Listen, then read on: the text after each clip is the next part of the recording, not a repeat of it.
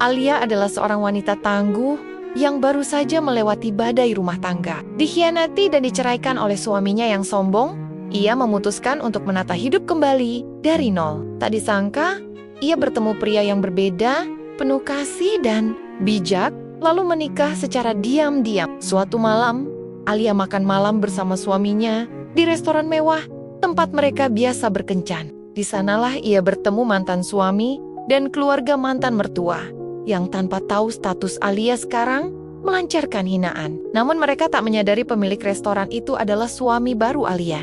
Sebuah momen elegan dan mengejutkan pun terjadi. Saat masa lalu dan masa kini bertemu dalam satu ruangan, udara pagi di Jakarta selalu terasa padat. Bukan cuma karena kemacetan atau klakson bersahut-sahutan, tapi karena banyaknya pikiran orang-orang yang berjalan tergesa di bawah langit abu-abu kota. Salah satunya adalah Alia, dengan rambut yang digulung, asal dan tas selempang kecil. Alia melangkah keluar dari apartemen mungilnya di lantai 3. Tangan kirinya menggenggam kotak bekal plastik berisi nasi dan sayur bening, sisa masakan semalam. Sejak bercerai setahun lalu, hidupnya berubah drastis. Dulu, ia punya supir pribadi. Sekarang, ia naik Transjakarta setiap hari. Tapi entah kenapa, ia merasa lebih tenang. "Bu Alia, jangan lupa, listriknya mau diputus kalau belum dibayar minggu ini," ujar Bu Ratmi, pemilik kos, sambil menyapu di depan pintu. Alia tersenyum kikuk. "Iya Bu, minggu ini saya lunasi." Ia tahu itu bohong kecil. Gajinya di toko bunga belum cukup untuk menutupi semua tagihan. Tapi Alia bukan tipe perempuan yang merengek atau mengiba. Sudah cukup air mata yang ia buang untuk laki-laki bernama Reza. Reza, nama itu masih seperti duri kecil di hati. Dulu mereka menikah setelah pacaran 5 tahun. Reza ganteng, mapan, dan berasal dari keluarga terpandang. Alia pikir dia adalah pria yang akan menua bersamanya. Tapi ternyata rasa cinta Reza hanya kuat selama Alia tampil cantik, patuh, dan tidak punya suara. Begitu Alia keguguran dan wajahnya mulai tampak lelah karena stres pekerjaan rumah tangga, Reza perlahan berubah.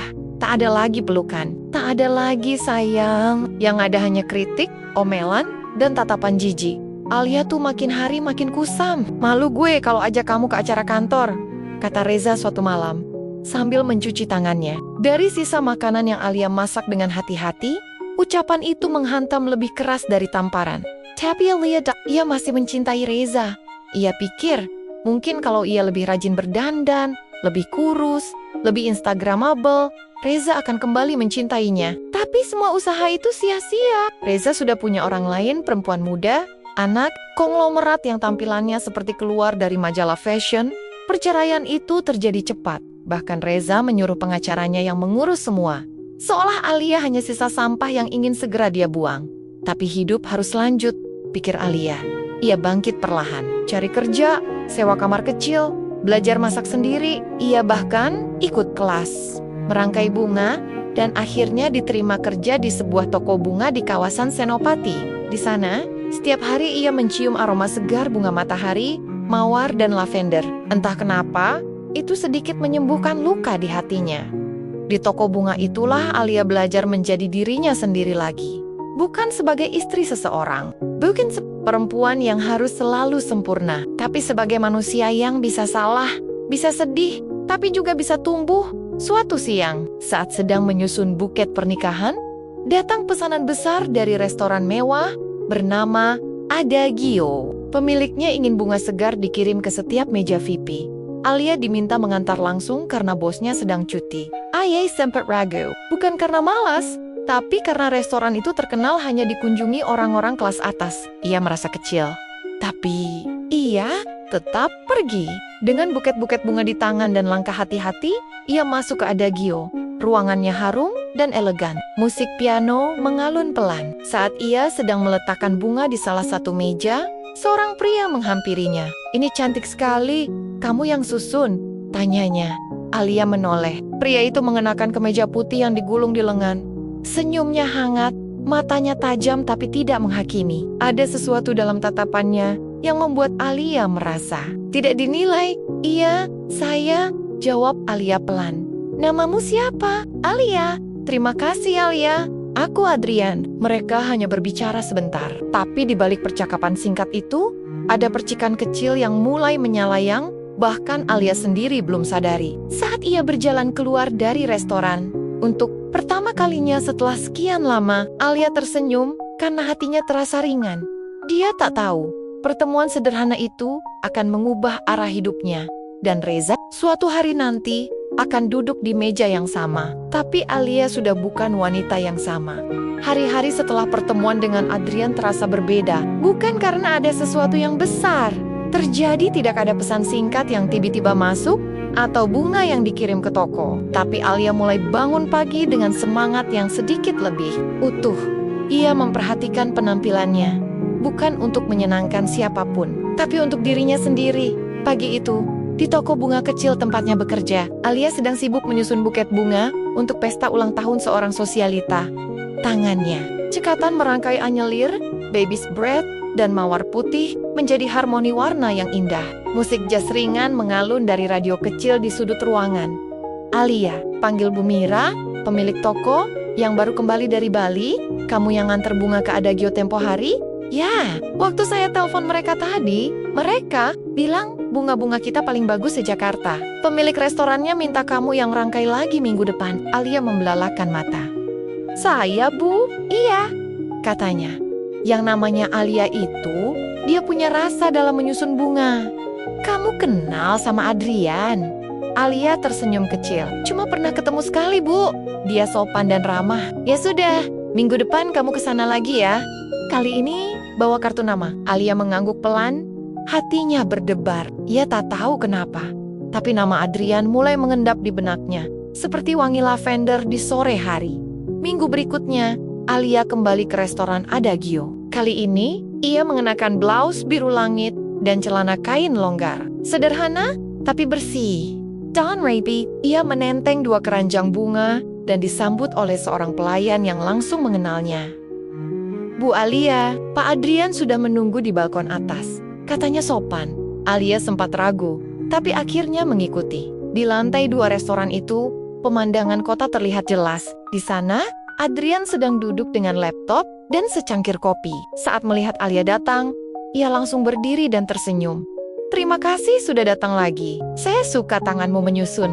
Bunga, selalu pas. Tidak terlalu banyak, tidak terlalu kaku, katanya. Menunjuk salah satu meja yang dihias elegan dengan tulip dan lili. Alia tersenyum agak kanggung. Saya cuma mengikuti perasaan saja.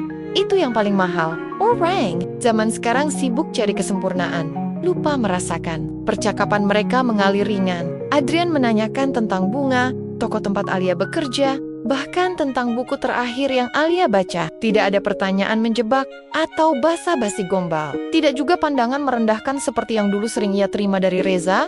Hanya 2 orang dewasa yang berbagi waktu. Di akhir pertemuan, Adrian berkata pelan, "Kapan-kapan kalau kamu tidak sibuk, mau makan siang bareng?" Alia sempat terdiam. Ini bukan tawaran yang ia tunggu, tapi juga bukan yang ingin ia tolak. Mungkin, jawabnya sambil tersenyum. Kalau saya nggak harus antar bunga ke pemakaman. Mereka berdua tertawa, ringan, tanpa beban masa lalu. Di malam hari, Alia duduk di balkon kamarnya yang sempit. Di depannya, Jakarta masih sibuk, masih bising, tapi di hatinya, ada ruang sunyi yang tak lagi terasa sepi. Ada rasa asing yang perlahan menjalar. Harapan, dia menatap langit. Tuhan, kalau ini bukan ujian, jangan jadikan jebakan. Tapi, ini awal yang baru. Biarkan aku belajar percaya lagi. Entah Adrian benar-benar tulus atau hanya angin lalu, Alia belum tahu. Tapi untuk pertama kalinya dalam hidup setelah sekian lama, ia tersenyum bukan karena ingin terlihat kuat tapi karena hatinya mulai merasakan hangat yang sederhana, dan senyuman itu tak lagi palsu. Tak ada yang pernah benar-benar siap jatuh cinta lagi setelah dikhianati. Begitu pula Alia.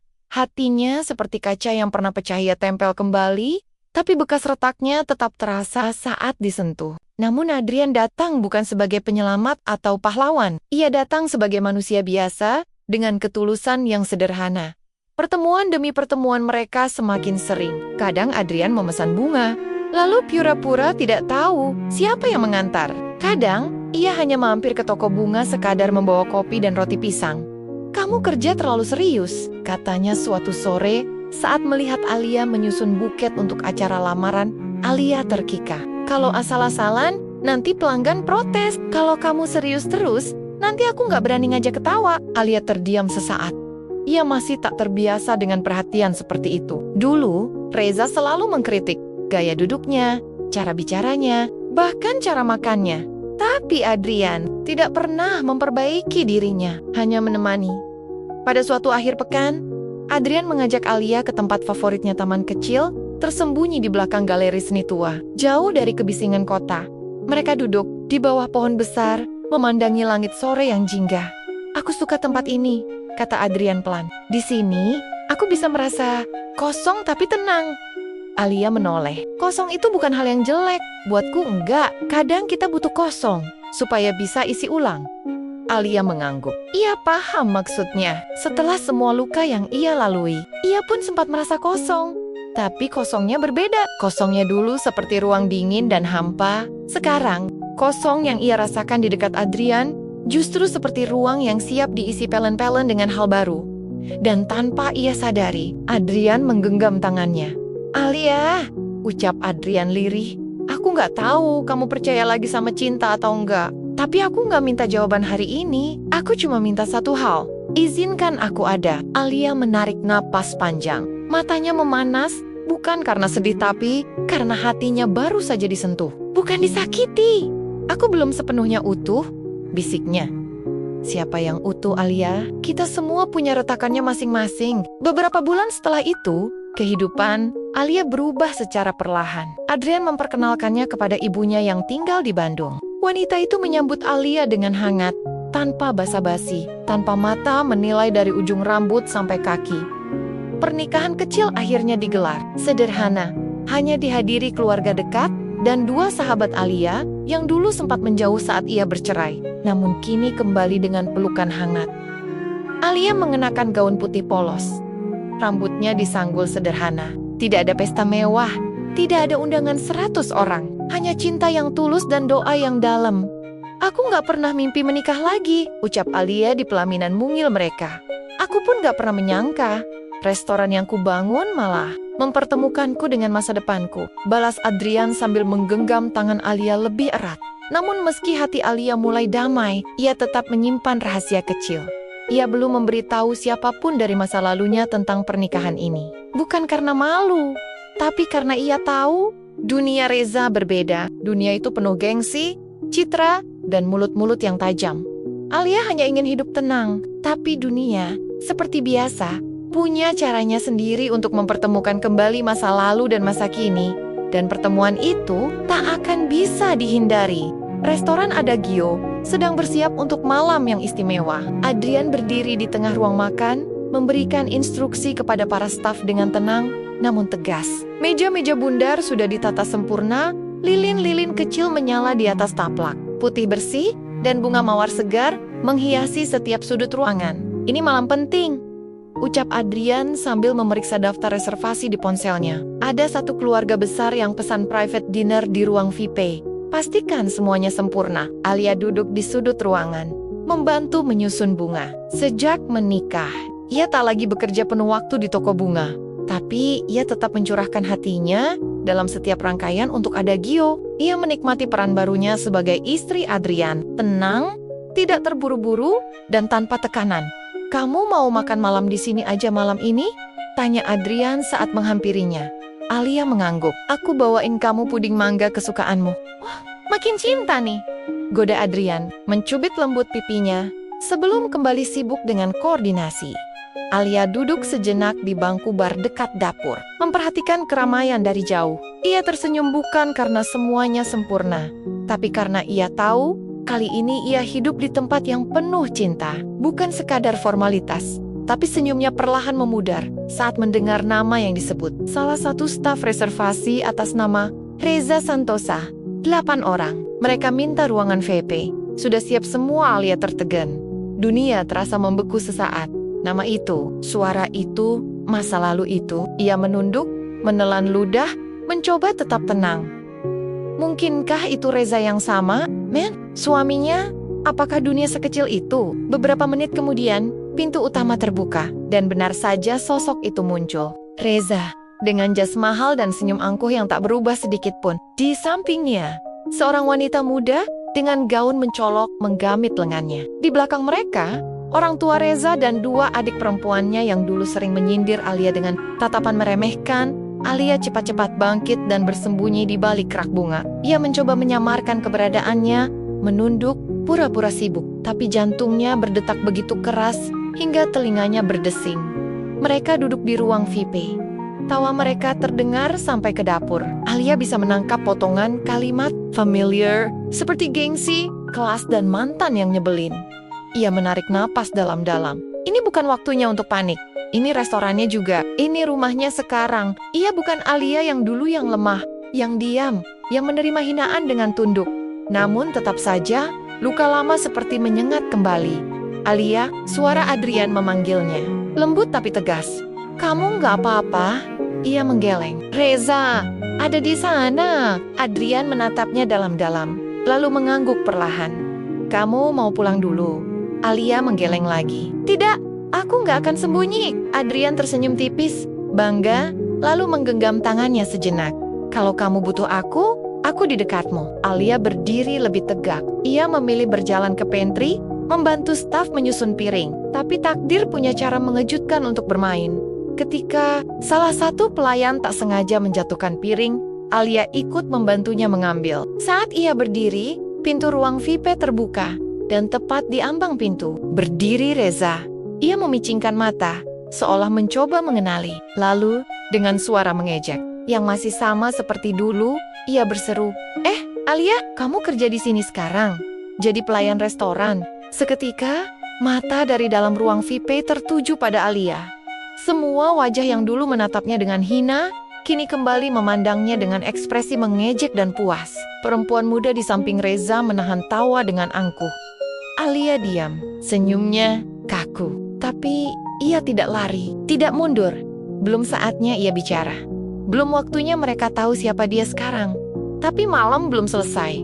Dan puncak permainan baru akan dimulai. Jadi kamu kerja di sini sekarang, Alia? Pertanyaan Reza masih menggantung di udara. Nadanya sinis dan merendahkan. Seolah ingin memastikan bahwa hinaan itu masuk ke relung hati Alia. Alia menatapnya sekilas. Wajah yang dulu ia kenal luar dalam, itu masih sama. Bersih, licin dan sombong. Namun kini, ia melihatnya tanpa rasa cinta.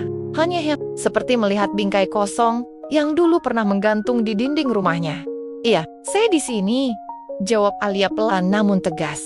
Reza tertawa kecil, lalu menoleh ke dalam ruangan. Mama, Papa, lihat, mantan menantu kesayangan kita sekarang. Kerja jadi pelayan restoran. Dunia emang muter ya. Ibunya, Bu Ratna, mengerucutkan bibir. Pantesan, tadi saya pikir mirip siapa. Alia ternyata, tapi makin kurusan ya. Kelihatan capek banget, kasihan. Alia masih diam. Ia tahu permainan. Ini, permainan yang sama yang pernah membuatnya menangis malam-malam di kamar mandi hinaan halus. Tatapan meremehkan, kalimat yang dibalut senyum palsu. Tapi kali ini, ia tidak menangis. Ia hanya berdiri. Perempuan muda yang menggamit tangan Reza yang tak lain adalah istri barunya menatap Alia dari ujung rambut ke kaki. Lalu berkata, kamu tetap suka ngatur bunga ya? Dari dulu memang lebih cocok jadi dekorator daripada istri. Itu menyakitkan. Tapi Alia tersenyum. Bunga tidak pernah menyakiti siapapun. Tidak seperti manusia. Reza menaikkan alis. Iya juga sih. Tapi tetap aja, nyakitin ego gue. Lihat, mantan istri kerja jadi tukang hias restoran yang gue datengin. Reza, saut Alia masih dengan senyum tenang. Ego kamu pasti mudah tersakiti kalau kamu ukur semuanya dari status dan penampilan. Suasana mulai canggung. Beberapa tamu lain yang duduk di meja sekitar melirik, tapi Reza tetap nyinyir. Alia, kamu harusnya sadar. Kamu gagal. Dulu kamu gak bisa bikin gue betah di rumah. Dan sekarang, lihat aja. Kamu ada di sini, ngelayanin. Itu kalimat terakhir yang memecahkan ruang kesabaran dalam hati Alia. Tapi bukan dengan marah, ia membalas. Melainkan dengan kepala tegak, ia menatap Reza dalam-dalam. Lalu melangkah mendekat ke arah meja mereka. Semua mata tertuju padanya. Menunggu apakah ia akan berteriak atau melempar piring. Tapi Alia hanya berdiri tenang. Saya minta maaf dulu, karena pernah mencintai kamu dengan seluruh yang saya punya. Tapi saya tidak akan pernah minta maaf, karena memilih untuk sembuh dan bahagia. Reza mendenggis. Bahagia dari mana? Hidupmu gitu-gitu aja. Belum sempat Alia menjawab. Tiba-tiba seseorang muncul dari arah dapur utama. Langkahnya mantap, wajahnya tenang.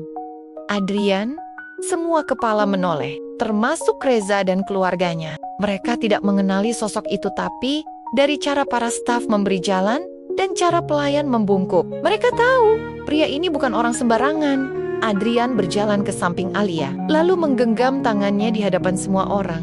Masalahnya, kalian tidak tahu siapa yang sebenarnya berdiri di hadapan kalian sekarang. Suara Adrian tenang, tapi menggema seperti petir dalam ruang makan itu. Perkenalkan, saya Adrian, pemilik restoran ini, dan Alia adalah istri saya. Suasana seketika membeku, mulut Reza menganga. Ibunya nyaris tersedak air minumnya. Adik, Reza menunduk dengan mata membulat, dan si istri muda hanya bisa melongo. Wajahnya kehilangan sinar sombongnya. Restoran ini milik kalian berdua? Reza akhirnya bersuara, dengan nada tak percaya. Bukan, milik saya, jawab Adrian, tetap tersenyum. Tapi semuanya yang saya punya saya bagi untuk istri saya, termasuk kehormatan. Alia menatap suaminya dengan mata berkaca-kaca. Karena ingin pamer, tapi karena akhirnya ada seseorang yang berdiri untuknya. Dengan sepenuh hati, Reza menatap Alia lagi. Kali ini bukan dengan ejekan, tapi dengan sesuatu yang lebih pahit, penyesalan. Namun Alia sudah selesai dengan masa lalu. Ia tak butuh pengakuan, ia hanya ingin damai. Silakan nikmati makan malam kalian, ucap Alia. Dan jangan khawatir, pelayan di sini sudah terlatih untuk melayani dengan baik. Saya hanya lewat untuk menyapa kenangan. Dengan langkah ringan, Alia menggandeng tangan Adrian dan berjalan pergi. Ia tidak menoleh ke belakang. Karena untuk pertama kalinya, masa lalu benar-benar ia tinggalkan. Ruang VIP restoran Adagio yang semula hangat dan penuh gelak tawa, kini berubah menjadi senyap. Tak ada lagi suara-suara sombong yang membanggakan jabatan, tas bermerek, atau silsilah keluarga. Semua terdiam setelah pengakuan Adrian. Reza duduk di kursinya dengan rahang mengeras. Matanya masih menatap pintu tempat Alia dan Adrian keluar beberapa menit lalu. Ia terlihat mencoba merangkai kenyataan yang baru saja meledak di hadapannya. Ibunya, Bu Ratna, menyeka sudut bibir dengan tisu, lalu bersuara, "Itu nggak mungkin, Alia. Jadi istri pemilik restoran sekelas ini, kamu yakin tadi dia bilang suaminya?" Istri muda Reza masih terpaku, bahkan tidak menyentuh makanannya. Wajahnya kaku, pucat, gila.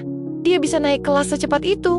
Gumam adik. Reza yang termuda, lirih, hampir tak percaya. Reza menggenggam gelas anggurnya, tapi tidak meminumnya. Ada rasa pahit yang lain yang memenuhi tenggorokannya. Ini bukan lagi soal makan malam. Ini tentang harga diri yang retak, tepat di depan keluarganya, di depan istri barunya. Dulu dia cuma bisa masak sop, sekarang punya restoran. Gumamnya pelan, entah ditujukan pada siapa.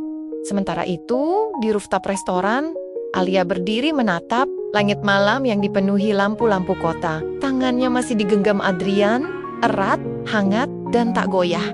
"Kamu yakin gak apa-apa?" tanya Adrian pelan, menatap istrinya penuh perhatian. Alia mengangguk pelan. Untuk pertama kalinya, aku tidak ingin melarikan diri, tidak ingin menjelaskan siapa aku, tidak ingin membuktikan apa-apa. Aku hanya berdiri sebagai diriku sendiri. Adrian tersenyum. "Kamu luar biasa hari ini." Alia menatapnya. Ada air mata di ujung matanya, tapi bukan air mata sedih. Itu adalah air mata lega. Setelah bertahan-tahan dipandang rendah, akhirnya ia berdiri tegak, bukan untuk membalas, tapi untuk menyelesaikan. "Aku gak pernah bayangin bisa begini. Waktu aku tinggal di kamar sempit, makan mie instan tiap malam, aku pikir Tuhan udah selesai sama aku. Ternyata belum. Dan ternyata," tambah Adrian sambil menyentuh pipinya, "Tuhan kirim kamu ke restoran ini. Bukan cuma untuk kerja, tapi untuk bertemu aku." Mereka berdua tertawa kecil. Ringan. Bukan tawa kemenangan, tapi tawa dua orang yang saling menyembuhkan. Beberapa menit kemudian, pelayan membawa sebuah not kecil. "Maaf Pak, ada yang menitipkan ini untuk Ibu Alia," ucapnya sopan. Alia membuka kertas itu. "Maaf, aku salah. Kamu jauh lebih dari yang aku kira." Reza Alia membaca pelan, lalu melipatnya dengan tenang. Ia tidak tersenyum, tidak juga menangis. Ia hanya menyimpan surat itu di tas kecilnya. Adrian melihat ekspresinya.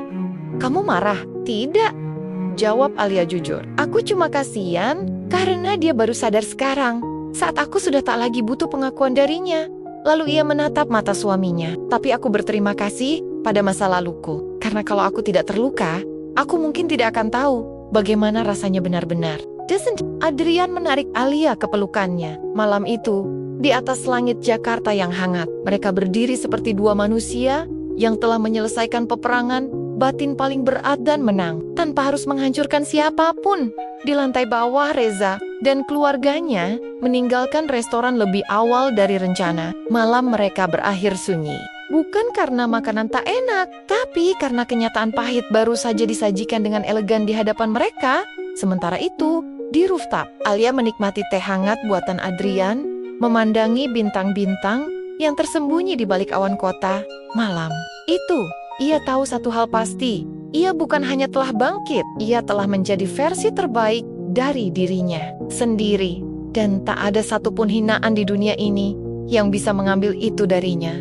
Beberapa hari berlalu, sejak malam yang tak terlupakan itu di restoran Adagio. Hidup kembali seperti biasa. Namun ada sesuatu yang berbeda dalam diri Alia, bukan pada cara ia berpakaian atau cara ia tersenyum, melainkan cara ia melihat dunia. Dulu, ia merasa harus berlari dari masa lalunya. Kini, ia berdiri berdampingan dengannya. Ia tidak menyangkal pernah disakiti, tidak menyangkal pernah menangis karena cinta yang salah. Tapi ia juga tahu, semua luka itu telah membentuk dirinya yang sekarang lebih kuat, lebih sadar akan harga diri, dan yang terpenting, lebih mencintai dirinya sendiri. Pagi itu, Alia duduk di balkon rumah kecil mereka yang asri, di tangannya secangkir kopi hangat, dan di pangkuannya sebuah buku puisi yang baru saja ia beli. Ia membacanya pelan, lalu tersenyum. Bangun pagi, sekarang rajin banget, istri saya, celetuk Adrian dari balik jendela, sambil mengeringkan rambutnya dengan handuk. Alia menoleh. Biar hidup nggak cuma jalan, tapi juga disyukuri. Adrian tertawa kecil, lalu mencium kening Alia. Aku bersyukur ketemu kamu. Kalimat itu sederhana tapi bagi Alia terasa seperti pelukan hangat di hati. Dulu, kata-kata seperti itu hanya A to D drama, kini jadi bagian dari kesehariannya. Siang harinya, Alia berkunjung ke toko bunga lamanya. Bukan untuk bekerja, tapi hanya ingin menyapa Bu Mira dan Tuman Temonia yang dulu setia mendengarkan curhatnya di antara susunan mawar dan krisan. Kamu makin cantik, Lia, auramu beda banget, ujar Bu Mira sambil menyusun bunga lavender. Mungkin karena aku udah gak capek berpura-pura kuat, jawab Alia santai. Sekarang kalau sedih ya sedih, kalau marah ya bilang, tapi aku gak bawa dendam lagi. Kamu datang bukan untuk pamer kan? Goda salah satu pegawai muda. Alia tertawa. Aku datang untuk bilang makasih. Tempat ini yang nolong aku waktu aku gak tahu harus mulai dari mana. Bu Mira menepuk bahu Alia. Kadang kita perlu hancur dulu, biar tahu siapa yang tetap tinggal. Sore hari, Alia berjalan sendirian di taman kota, mengenakan kemeja putih dan celana kain longgar. Beberapa anak kecil berlarian, orang tua duduk di bangku sambil mengobrol. Ia duduk di bangku taman dan memandangi langit sore. Di saat-saat seperti ini, ia sering merenung tentang dirinya dulu, tentang betapa ia pernah merasa tidak cukup, tidak cantik cukup, tidak cerdas cukup, tidak sukses cukup. Semua itu karena ia hidup dalam standar yang dipaksakan oleh orang lain. Tapi kini, ia tahu, cukup itu bukan tentang seberapa hebat kita di mata orang, tapi seberapa damai kita di dalam hati.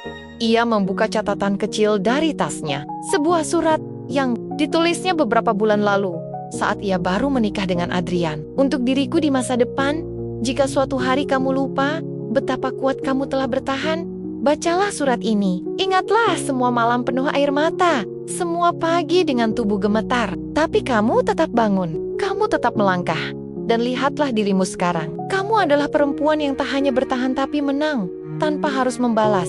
Alia menutup catatan itu, menghela napas, lalu menatap langit yang mulai berwarna oranye. Ia tersenyum, bukan karena hidupnya sempurna, tapi karena ia akhirnya merasa cukup-cukup untuk dicintai, dihormati, dan dihidupi sebagai dirinya sendiri. Di tempat lain, Reza duduk di dalam mobil mewahnya, menatap layar ponsel. Ia membuka akun Instagram Alia secara type. Ada foto Alia dan Adrian, tertawa, sederhana tapi hangat. Ia tak memberi komentar, tak menyukai foto itu, hanya diam, menatap, dan membatin dalam hati. Kenapa bukan aku yang bersikap begitu ke dia dulu? Tapi, penyesalan memang selalu datang ketika orang yang dulu kamu abaikan sudah menjadi orang yang tidak bisa kamu sentuh lagi. Hari itu hujan turun dengan pelan, seperti irama lembut yang menyapu etep-etep rumah dan Dondon di sepanjang jalan. Udara terasa lebih segar. Alia membuka jendela rumah kecilnya, membiarkan angin basah menyapa pipinya. Ia baru saja selesai membuat sarapan sederhana, roti panggang, telur mata sapi, dan teh melati. Adrian masih tertidur setelah lembur hingga larut malam untuk mempersiapkan peluncuran cabang baru restoran mereka di Bandung 3 tahun yang lalu. Alia tak pernah membayangkan bisa berada di titik ini. Ia pikir hidupnya akan berakhir di kamar sewa sempit dengan luka yang tak kunjung sembuh. Tapi hidup punya caranya sendiri untuk menata ulang arah. Kini, ia tidak hanya menjadi istri dari seorang pemilik restoran, tapi juga seorang penulis blog dan pegiat komunitas perempuan penyintas. Ia berbagi kisah, menyemangati, dan mendengarkan cerita dari banyak perempuan yang dulu merasa hancur seperti dirinya. Pagi itu, ia menerima pesan dari salah satu pengikut blognya. "Kak Alia, terima kasih sudah membuat aku percaya bahwa luka bisa sembuh dan hidup bisa dimulai ulang." Alia membaca pesan itu dengan mata berkaca-kaca. Ia tahu, bukan tulisan atau ceritanya yang menyembuhkan orang-orang, tapi keberanian untuk terbuka itu yang membuat orang merasa tidak sendiri. Ia lalu membuka laptop dan mulai menulis. Judul, "Luka yang Membawa Terang Dulu." Aku mengira hidup berhenti saat cinta berhenti. Aku mengira harga diriku tergantung dari mulut orang-orang yang menilainya. Tapi ternyata, harga diri itu tumbuh ketika kita memutuskan untuk mencintai diri sendiri. Meski dunia mencaci, aku tidak lagi ingin membalas. Aku hanya ingin melangkah. Karena saat kamu berhenti ingin membuktikan sesuatu kepada orang lain, disitulah kamu mulai hidup dengan sebenar-benarnya. Ia mengklik tombol publish, lalu menarik napas panjang. Hujan masih turun, tapi hatinya terasa cerah. Siang itu, Adrian bangun dan memeluknya dari belakang saat ia sedang menyeduh kopi. "Ceritanya udah diposting?" tanyanya sambil mencium bahunya. "Udah, aku cuma pengen orang tahu kalau gagal bukan akhir." Adrian tersenyum. "Dan kamu buktinya." Mereka sarapan di beranda kecil rumah, memandangi halaman yang dipenuhi bunga-bunga hasil tangan Alia sendiri. Ada lavender, mawar, kamboja Jepang, dan kenanga. Semua tumbuh rapi dan segar seperti hati Alia. Sore harinya, Alia mengunjungi sebuah sekolah perempuan yang ia bantu dirikan bersama komunitasnya. Di sana, ia berbicara di depan belasan wanita muda dan ibu-ibu muda yang sedang belajar memulai usaha kecil-kecilan. Ia berdiri tanpa panggung tinggi. Ia tak mengenakan jas mahal atau membawa gelar akademis yang panjang. Tapi suaranya penuh makna. "Teman-teman, saya hanya ingin bilang satu hal. Jangan tunggu orang datang menyelamatkan kalian.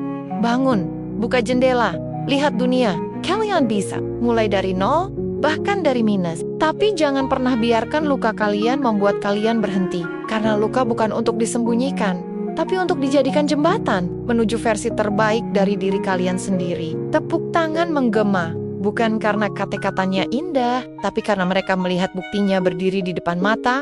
Malam itu, saat berdua dengan Adrian di rooftop restoran Adagio, mereka memandangi lampu kota Jakarta yang seperti bintang-bintang kecil. "Kalau kamu bisa bicara ke Alia yang dulu, yang lagi duduk sendirian di kamar sempit dengan mata bengkak, kamu mau bilang apa?" tanya Adrian tiba-tiba. Alia tersenyum pelan.